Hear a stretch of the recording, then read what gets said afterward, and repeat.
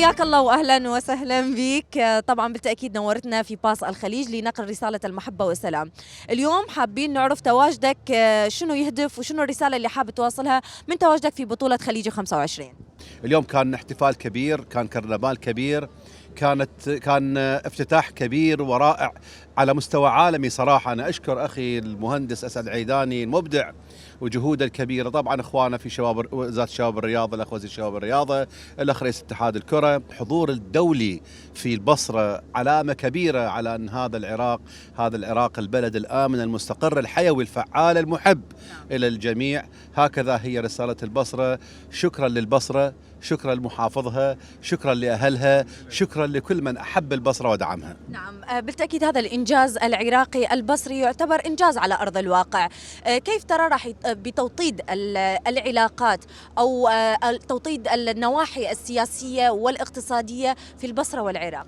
البصرة هي مصدر الخير للعراق. البصرة العراقيون كلهم يعترفون جميعا أن خير العراق جله من البصرة، وأهل البصرة بكرمهم ومحبتهم ناس تعلموا على العطاء وعلموا العالم على العطاء.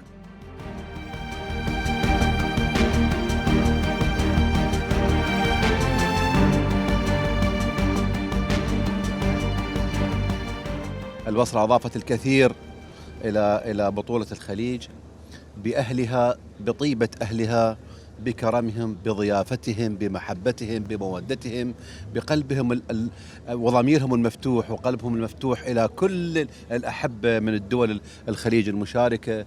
إضافة كبيرة البصرة كما عهدناها وخبرناها. البصرة مدينة النجاح في العمل اللي أضاف عليها السيد أسعد العيداني.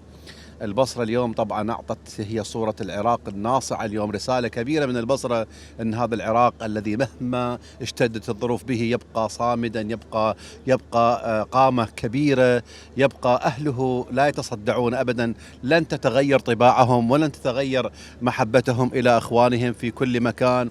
هذا رسالة البصرة.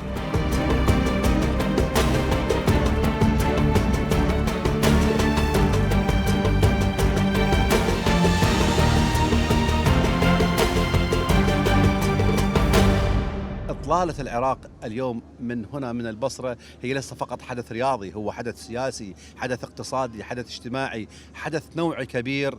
مرة أخرى أوجه تقديري العالي وشكري لأهل البصرة الأحبة والمحافظنا أخونا حبيبنا المبدع أخويا أبو حسن، وكذلك إلى كل الذين عملوا معه وكل الذين شاركوا بهذا الكرنفال الكبير.